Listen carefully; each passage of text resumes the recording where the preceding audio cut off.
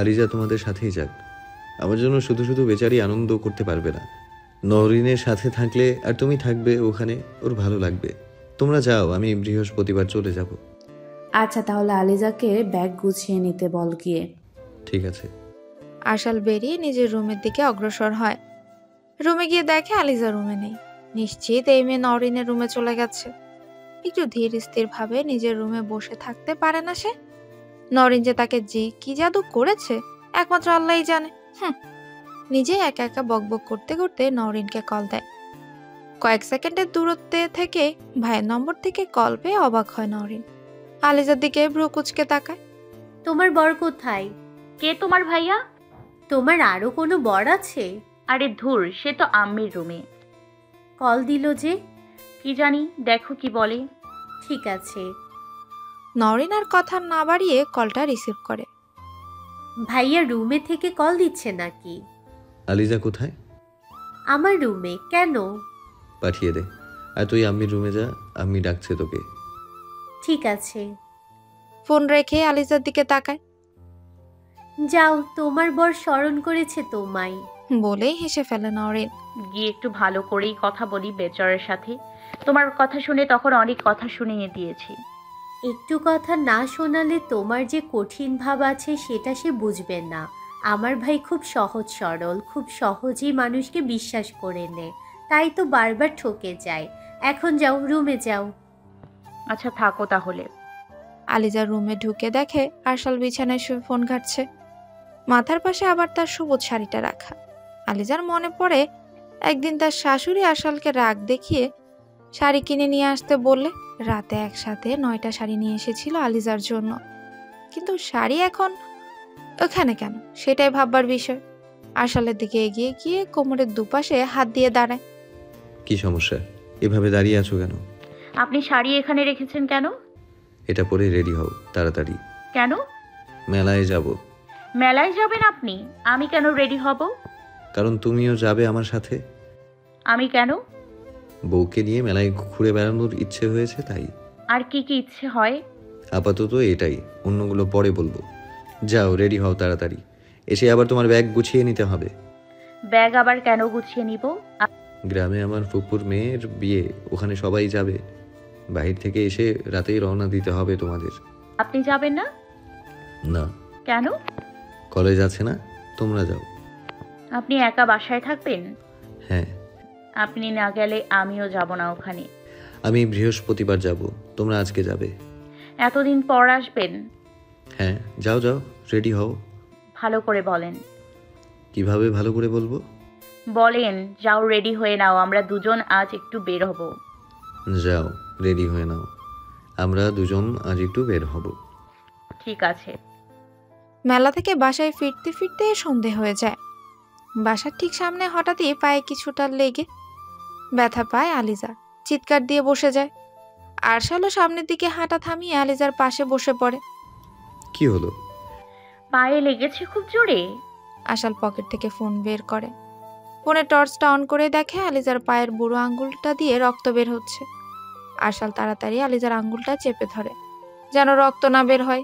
আলিজার দিকে তাকিয়ে দেখে চোখ দিয়ে পানি বের হয়ে গেছে মেয়েটার। আশাল আর দেরি না করে আলিজাকে কোলে তুলে নিয়ে হাঁটা দেয়। এই পানি আলিজা তো হেঁটে যেতে পারবে না। আলিজাও কান্না থামিয়ে চুপ হয়ে যায়। সে হয়তো মনে মনে এটাই চাইছিল। আশাল দরজার সামনে গিয়ে কলিং বেল চাপলে নওরিন এসে দরজা খুলে দেয়।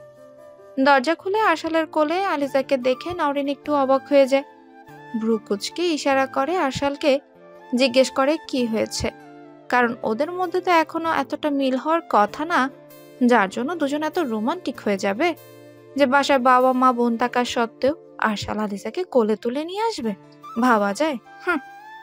আশাল বাসার ভেতরে ঢুকে আলিজার পায়ের দিকে তাকাতে বলে। পায়ের দিকে তাকাতেই দেখতে পায় আলিজার পায়ের বুড়ো আঙ্গুল থেকে রক্ত শুকিয়ে গেছে। কি হয়েছে বৌমনির পায়ে? আসার সময় ইটে লেগেছে, অনেক রক্ত ঝরছে। কি বলছো? তাড়াতাড়ি রুমে নিয়ে যাও।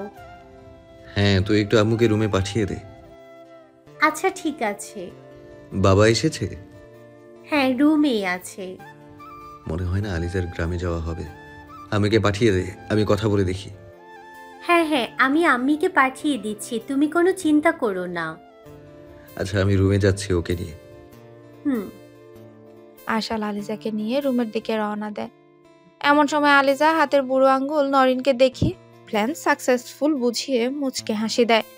নরিনও হাসতে হাসতে মায়ের রুমের দিকে চলে যায়।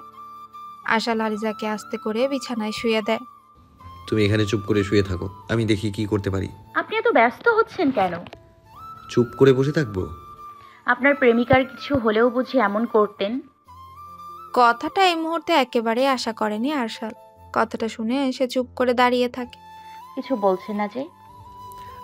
আপনিও অপেক্ষা করুন, আমি নওরিনকে পাঠিয়ে দিচ্ছি, সে আপনাকে সাহায্য করবে। আরে আপনি কোথায় যাচ্ছেন? আপাতত এটা আপনার জানতে হবে না, আসছি। আপনি করে কেন বলছেন? বাসা লক করে যেতে বলবেন, আমার কাছে চাবি আছে। মানে কি? আশাল আর কোনো কথা না বলে রুম থেকে বেরিয়ে যায়। আলিজার যেন এবার নিজের মাথার চুল নিজেরই ছিঁড়তে ইচ্ছে করছে। কেন যে সে এসব বলতে গেল? আলিজা নিজেও এসব বলতে চায়নি, কেন যেন মুখ ফুসকে বেরিয়ে গেছে। সে ভালো করেই জানে আশালের মনের অবস্থা কেমন, তবুও কেন যে এটা বলতে গেল। পাশে থাকা ফোনটা হাতে নিয়ে আশালকে কল দিতে থাকে, কিন্তু আশাল কোনোভাবেই কলটা রিসিভ করে না। একসময় আশালের ফোনটা বন্ধ পায় সে। এবার যেন আলিজার খারাপ লাগা বৃদ্ধি পেল, আফসোস হতে লাগলো। কিছুক্ষণ আগেও সবকিছু ঠিক ছিল। রাত 10টা বেজে গেছে, এখনো আশাল খোলা আকাশের নিচে মাঠে বসে আছে। আলিজার কথাটা বারবার কানে বাজছে তার। সে এসব কথা শুনতে বাধ্য, তবুও কেন তার এত খারাপ লাগছে? অন্যায় করলে তো অন্যায়ের শাস্তি পেতেই হবে, আর সেখানে তো একটা অপরাধ করে ফেলেছে সে। এই অপরাধের শাস্তি খুব সহজে শেষ হবে না। কিন্তু সে তো আলিজার সাথে নতুন করে বাঁচতে চেয়েছিল, নতুন করে সংসার সাজাতে চেয়েছিল। সেটা হবে বলে মনে হয় না। মানুষের কাজই হচ্ছে কোনো একটা দুর্বলতা খুঁজে বের করে বারবার সেখানে আঘাত করা। আর কোনো একটা মানুষকে যদি প্রিয় মানুষ ভাবতে শুরু করা হয়, আর সেই প্রিয় মানুষটি যদি বারবার আঘাত করে কথা বলে, তাহলে সে আঘাত সহ্য করা খুব কঠিন হয়ে পড়ে। তাহলে কি আলিজার সাথেও কাগজে কলমে বিচ্ছেদটা করিয়ে নিতে হবে? কারণ মাঝে মাঝে মনে হয় আমি যে তাকে ভালোবাসি না, আর যদিও মুখে বলে তবুও এমন কথায় মনে হয় না যে সে তাকে ভালোবাসে। আকাশের দিকে তাকিয়ে কথাগুলো ভাবছিল আশা। হঠাৎই পকেট থেকে ফোনটা বের করে অন করে আর বাসার দিকে রওনা দেয়। এতক্ষণে হয়তো বাসার সবাই গ্রামে পৌঁছেও গেছে, কারণ সে বাড়ি থেকে বের হয়েছে সন্ধ্যের পরে। আনমনেই হাঁটছে।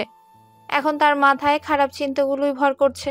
আলিজার মতো তারও বলতে ইচ্ছে হচ্ছে তার ব্যক্তিগত দুনিয়ার সবাই তাকে ঠকিয়ে গেল। সে যাকেই ভালোবাসলো সেও ঠকালো। বাবাও জোর করে অন্য কারোর সাথে সংসার বাঁধিয়ে দিল। আর এখন যখন সেই মেয়ের সাথে সব ভুলে একটু ভালো থাকতে চাইছে, তখন সেই মেয়ে বারবার তাকে কথা দিয়ে আঘাত করে ছিন্ন বিচ্ছিন্ন করে দিচ্ছে। হৃদয় যেন তার কথা আঘাতে দ্বিখণ্ডিত হয়ে যাচ্ছে। হয়তো আজ সুযোগ আছে জীবনের সব সমস্যার ইতি টেনে দেওয়ার। সত্যিই তো, যদি আজকে সব সমস্যার সমাধান হয়ে যায় তাহলে তো সবার জন্যই ভালো হবে। কিন্তু পরক্ষণেই ভাবে সে যদি সবকিছু ছেড়ে চলে যায় তাহলে তো তিথি জিতে যাবে। কিন্তু তার জন্য যে এমন মানসিক যন্ত্রণা সহ্য করা খুব কঠিন হয়ে পড়েছে। চারপাশের মানুষজন খুব অচেনা লাগে, নিজেকেও খুব কম অচেনা লাগে না। বাসার সদর দরজা খুলে ভেতরে প্রবেশ করে আরশাল। সবগুলো রুম অন্ধকারে নিমজ্জিত। হয়তো সবাই বের হওয়ার সময় সব লাইট অফ করে রেখে গিয়েছে। পাশে সুইচ বোর্ড থেকে সুইচ অন করে লাইট অন করে দেয় সে। রুমের দিকে পা বাড়াতেই বুঝতে পারে তার রুমের লাইট অন আছে। তার মানে কি আলিজা যায়নি, নাকি রুমের লাইট অন রেখেই চলে গেছে? দরজার সামনে গিয়ে বুঝতে পারে দরজাও খোলা আছে। রুমের ভেতর যেতেই দেখে আলিজা বিছানায় বসে আছে। আলিজা তাকে দেখে মুখটা কালো করে ফেলে। আরশাল এগিয়ে যায় আলিজার দিকে। আপনি জাননি? আলিজা এবার বালিশের নিচ থেকে ফল কাটার ছুরিটা হাতে নিয়ে আরশালের দিকে তেড়ে আসে। প্রায় গলায় ঠেকিয়ে আরশালের দিকে রাগী চোখে তাকায়। আর একবার যদি আপনি করে বলেছেন তাহলে একদম জিহ্বা কেটে নিব বলে দিলাম। গলায় ছুরি ঠেকিয়ে জিহ্বা কাটার ভয় দেখাচ্ছেন? আবার আপনি করে বলছেন? সবকিছু সবসময় নিজের মন মতো হয় না আলিজা। হতে হবে। হয় না মানে? সামনে থেকে সরুন, ঘুমাতে হবে, খুব ঘুম পেয়েছে আমার। আমি আপনার জন্য এতক্ষণ অপেক্ষা করছি, আপনার এই ব্যবহার পাওয়ার জন্য। আমি মানুষটা ভালো না, আমার থেকে দূরে থাকবেন আর যত তাড়াতাড়ি সম্ভব ডিভোর্সের কাগজ পেয়ে যাবেন।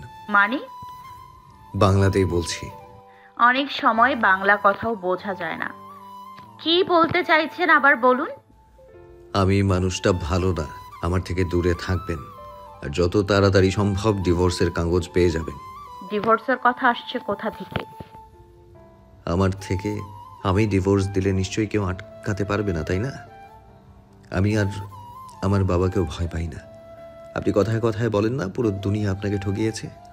আমি যেভাবে ঠকেছি সেভাবে আপনি ঠকলে আমার সাথে যা যা হয়েছে সেসব আপনার সাথে ঘটলে আপনি হয়তো স্বেচ্ছায় মৃত্যু নামক সমাধান বেছে নিতেন। পুরুষ মানুষকে ভুল বোঝা যায়, সঠিক বোঝার মানুষ থাকে না। পুরুষ মানুষ শত কষ্ট পেয়েও মেয়েদের মতো চিৎকার করে কান্না করতে পারে না বলে আপনাদের ধারণা পুরুষ মানুষ কষ্ট পায় না। আজকেও চেয়েছিলাম সবকিছু ভুলে নতুন করে শুরু করতে। ভালো থাকার অধিকার তো সবার আছে, কিন্তু এখন আমি নিজের কাছে একদম পরিষ্কার। কোনো মেয়ে মানুষের সাথে নিজের ভালো থাকার রং আমি আর মেশাবো না। আরশাল, আপনি খুব জলদি ডিভোর্স পেপার হাতে পেয়ে যাবেন আর আমি খুব শীঘ্রই দেশ ছেড়ে অন্য কোথাও চলে যাব, যেখানে চেনা মুখ থাকবে না একটাও। আপনি আমার সাথে এটা করতে পারেন না আরশাল। আমি কারোর সাথে কখনো খারাপ কিছু করিনি। যা করার অন্যরাই আমার সাথে করেছে, আমার ভালো থাকা কেড়ে নিয়েছে। আমার চারপাশের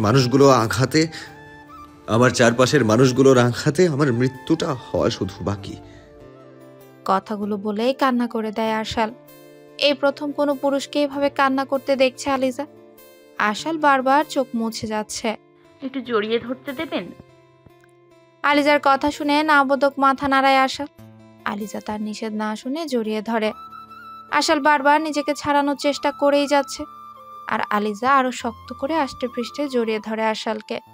আরশাল আর বৃথা চেষ্টা করে না, তবে নিজেও নিজের দুহাত দিয়ে বুকে জড়িয়ে নেয় না। কি হলো, আপনি আমাকে জড়িয়ে কেন ধরছেন না? এখন কথাও বলবেন না? আমি কি এসবের জন্য এখানে থেকে গেলাম? কে থেকে যেতে বলেছে আপনাকে? আবার আপনি? ধুর, কিছু ভালো লাগে না। আমি ভালো লাগার মতো মানুষও না। আলিজা এবার আরশালকে ছেড়ে দেয়। আরশালকে ছেড়ে কোমরে হাত দিয়ে দাঁড়িয়ে থাকে। ভালো হবেন না তাই না? বড় মানুষ করার দায়িত্ব আমাকে এবার নিতেই হবে। মানে? আমি তো আপনার অতীত পেরিয়ে দিয়েই আপনার সাথে আছি, তবু কেন এরকম করছেন? আছেন কথা শোনাতে, যেটা আমাকে প্রতি সেকেন্ডে মেরে ফেলছে। বুঝিয়ে দিচ্ছে আমার বেঁচে থাকার অধিকার নেই। জীবনের একটা ভুল আমার বেঁচে থাকা কঠিন করে তুলছে। আর এমন হবে না, তবু আপনি ডিভোর্সের কথা মাথায় আনবেন না প্লিজ। আমি খুব ভয় পেয়ে গিয়েছিলাম। দেখুন, বলতে গেলে আপনি ছাড়া আমার কেউ নেই। আপনি আমাকে ছাড়লে থাকার জায়গার তো অভাব হবে না, কিন্তু আপনার মতো মানুষের অভাব বোধ করব খুব। আমি কারো জীবনের অভাব হব না কখনো। আচ্ছা, ঘুমিয়ে যান, অনেক রাত হয়ে গিয়েছে। আশা চলে যেতে নিলেই আলিজাও পেছনে যাবে। এমন সময় শাড়িতে পা আটকে আবারও পায়ে ব্যথা পেয়ে চিৎকার দিয়ে ওঠে। আশাল সাথে সাথে ঘুরে তাকায়। পেছনে তাকিয়ে দেখে আলিজা বিছানায় হাত রেখে ভর দিয়ে দাঁড়িয়ে আছে। বলেছিলাম আমি এভাবে চলাচল না করতে। আমার কথা কেউ শুনবে না। দেখি পা উঁচু করো। ভালোবাসি। এখন মজা করার সময় না আলিজা। ভালোবাসি। হুম, ভালোবাসি ভালোবাসি ভালোবাসি। পা উঁচু করতে বলেছি, শাড়ি আটকে আছে। ভালোবাসি কথাটার জবাব না দিলে পা উঁচু করব না। আরশাল এবার আলিজাকে কোলে তুলে নেয়। বিছানায় শুয়ে দিতেই নিজে আর সোজা হতে পারে না, কারণ আলিজা গলা ধরে রেখেছে। ছাড়ুন। ছাড়বো না। আমার জামাইকে আমি ধরেছি, আপনার কি? ছাড়বেন না? ছাড়বো না। ছাড়তে বলেছি আলিজা। আপনি কি আমার সাথে ভালো করে কথা বলবেন না? তখন মজা করে একটা কথা বলায় কেমন ব্যবহার করছেন, একটু তাকিয়ে দেখুন নিজের ব্যবহার। ব্যবহার দেখা যায় না, ছাড়ো। আলিজা আরশালের কোনো কথা না শুনে তার ঠোঁটের দিকে অগ্রসর হয়। আরশাল বুঝতে পেরে মুখ অন্যদিকে ঘুরিয়ে নেয়। এবার আলিজার কেমন যেন লাগে বিষয়টা। ছেড়ে দেয় আরশালকে। আরশালও সোজা হয়ে দাঁড়ায়। আলিজা অন্যদিকে শুয়ে পড়ে। আরশাল বুঝতে পারে আলিজা তার ব্যবহারে রাগ করেছে। না, ভুল বুঝাবুঝি আর বাড়াতে দেওয়া যাবে না। এখান থেকে না হয় এবার সব ভুলে দুজনের যাত্রা শুরু হোক। আরশাল আলিজাকে টেনে বসিয়ে দেয়, নিজেও পাশে বসে পড়ে। দেখতে ইচ্ছে হলো। আমাকে কারো দেখতে হবে না। বিয়ের পর তো কখনো স্ত্রীর অধিকার পাইনি, এখন তো ভালো ব্যবহারটাও পাই না। আমার ভাগ্য। আর কথা নয়, চুপ থাকো। তুমি করে বলছেন যে? বউয়ের সাথে আপনি করে কথা বলতে ভালো লাগে না? আমার বউ চাইলে সেও তুমি করে বলতে পারে। স্যার এখন কি হলো? প্রেম পেল। আমি কি কিছু বলবো? একদম না, এই অনুভূতিটা প্লিজ নষ্ট করে দিও না। কিসের অনুভূতি? ভালোবাসার। ভালোবাসেন? যদি বলি তোমাকে খুব প্রয়োজন সারা জীবনের জন্য, তবে তোমার প্রশ্নের উত্তর কি ধরে নেবে? আলিজা এক পলক আরশালের দিকে তাকিয়ে থাকে। আরশালও যেন আজ আলিজার চোখে এক অদ্ভুত নেশা খুঁজে পাচ্ছে। এভাবে তাকিয়ে আছেন কেন? জানি না, ভালো লাগছে। আজ তোমার প্রতি এক অন্যরকম ভালো লাগা কাজ করছে। আরশাল এবার নিজে আলিজার দিকে ঝুঁকতে থাকে। আলিজা দূরে যাবে এমন সময় কোমর ধরে টান দিয়ে এক ঝটকায় নিজের খুব কাছে নিয়ে আসে। আলিজা এবার ভীষণ লজ্জা পেয়ে যায়। আলিজার লজ্জা মাখা মুখ দেখেই একটু বেশি ভালো লাগছে আরশালের। আলিজা চোখ বন্ধ করে আছে আর আরশাল তার দিকে তাকিয়ে আছে। এভাবেই যে দুজনের নতুন জীবনের সূচনা হয়, ভালোবেসে একসাথে থাকা দৃঢ় প্রতিজ্ঞায় আবদ্ধ হয় দুটি হৃদয়।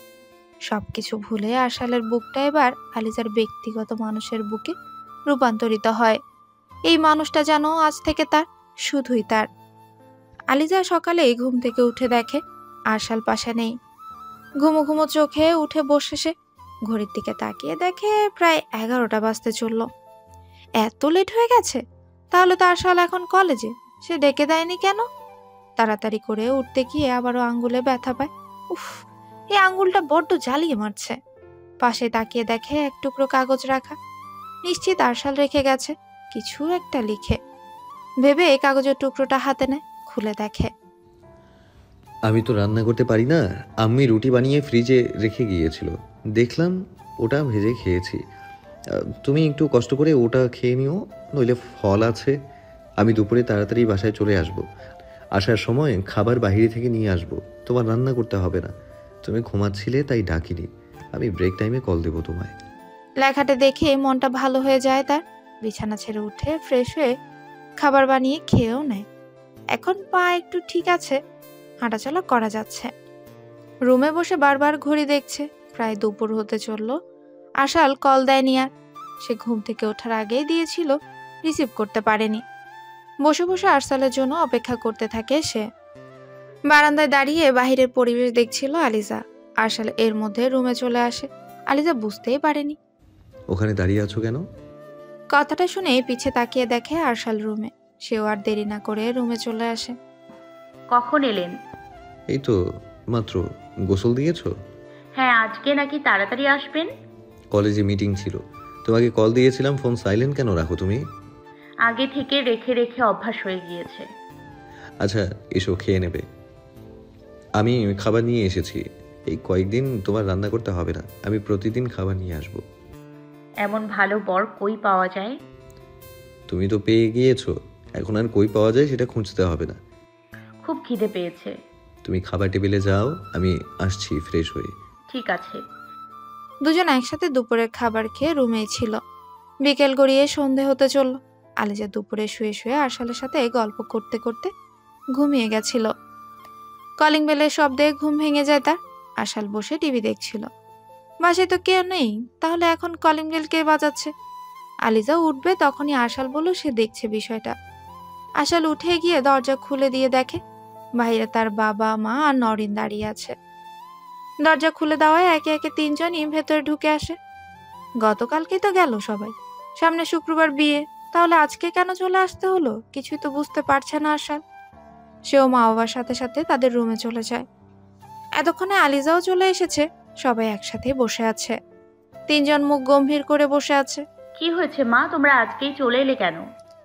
আজকালকার ছেলে মেয়েদের ওপর কোনো ভরসা নেই। কেন, কি হয়েছে? আমরা গতকাল বাসায় পৌঁছানোর আগে বিয়ের কনে কোনো ছেলের সাথে পালিয়েছে। কি বলছো, বিয়েতে মদ ছিল না? মদ থাকলে কি পালাতো? কি যে করে সবাই আবেগের বশে। বাবা মায়ের সম্মানের চেয়ে এসব আজকালকার বড় হয়ে দাঁড়িয়েছে। আমাদের সময় এসব ছিল না। বাবা মা যার সাথে বিয়ে ঠিক করেছে তার সাথেই বিয়ে হয়েছে। রুমে সবার কথাবার্তা অনেকক্ষণ ধরে চলতে থাকে।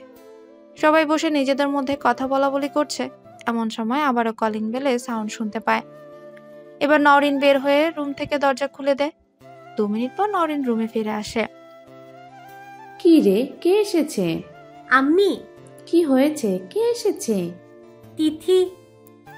নামটা শোনা মাত্রই আরশাল আলিজার দিকে তাকায়। আলিজার মুখ এতক্ষণে কালো হয়ে গেছে। মিস্টার নওয়াজ চোখের উপর হাত রেখে চোখ বন্ধ করে শুয়েছিলেন। নওরিনের কথা শোনা মাত্র উঠে বসে পড়েন। তিথি মানে ওই মেয়েটা? হ্যাঁ বাবা, ভাইয়ার।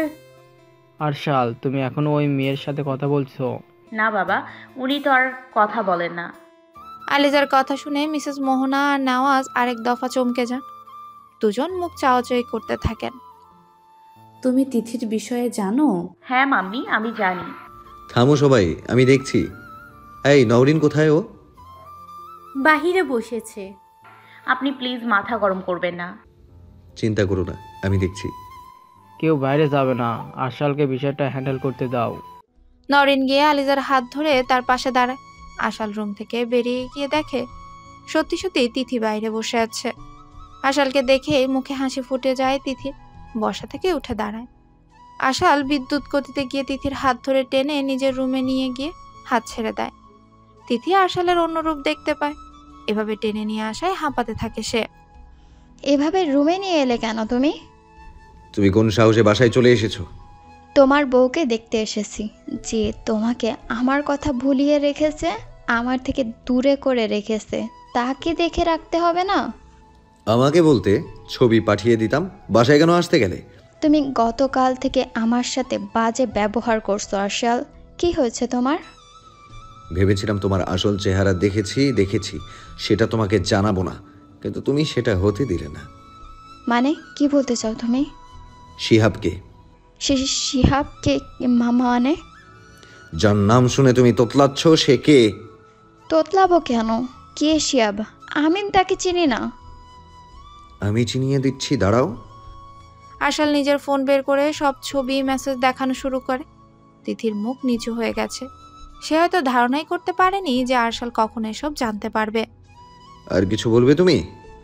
আমি চাইছিলাম না একসময় আমি যাকে ভালোবেসেছিলাম তাকে ছোট করতে, কিন্তু তুমি ছুটে এসেছো এখানে।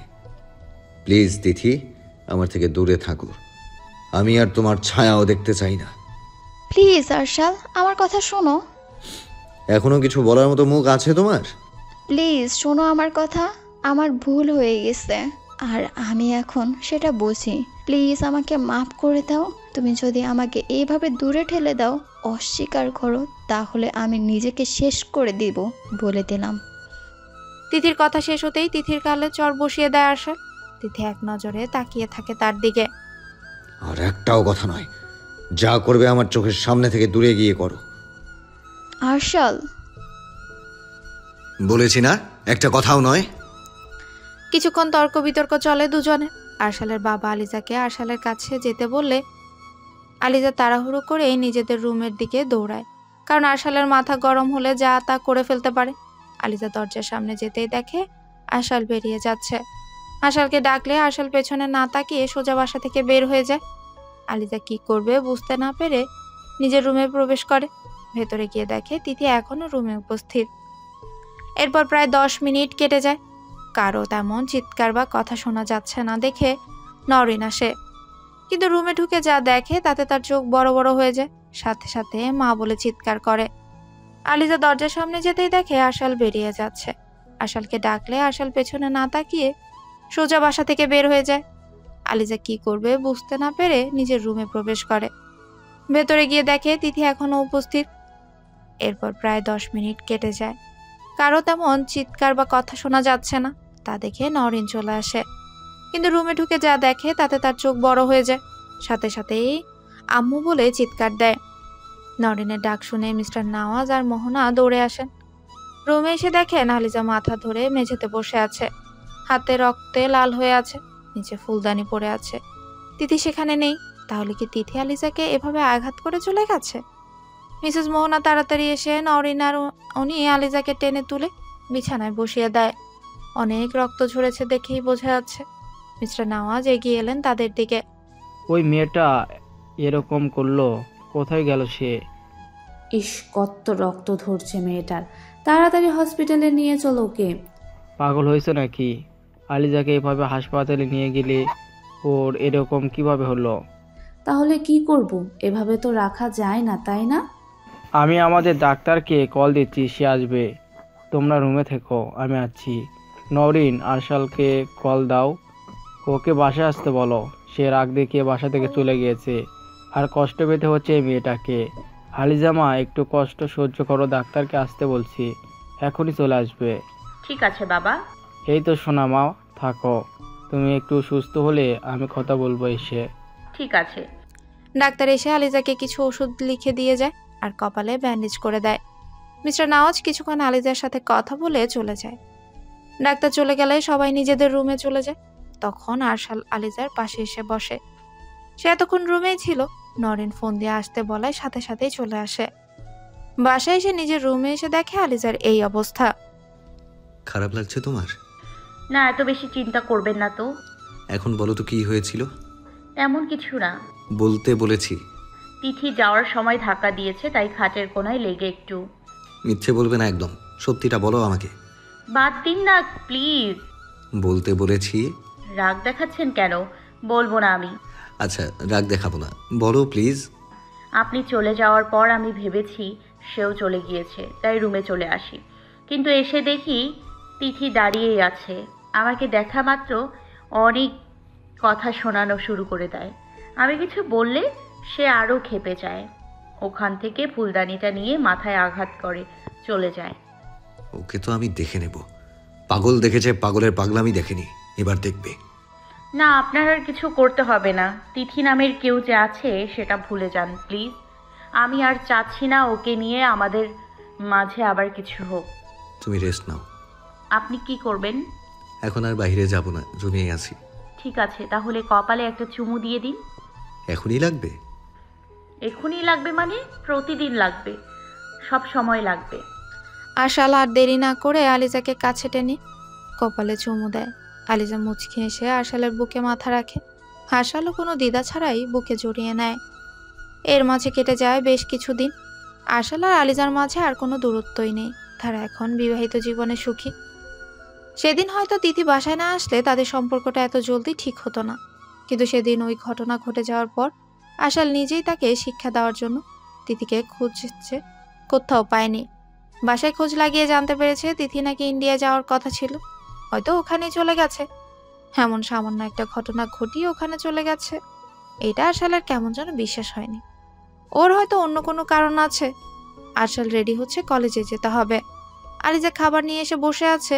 আজকে আরশালের কাজ উল্টো হয়ে গেছে। অন্যদিন খাবার খেয়ে রেডি হয়, কিন্তু আজ সে আগেই রেডি হয়ে নিচ্ছে। প্রতিদিন খাওয়া দাওয়া করে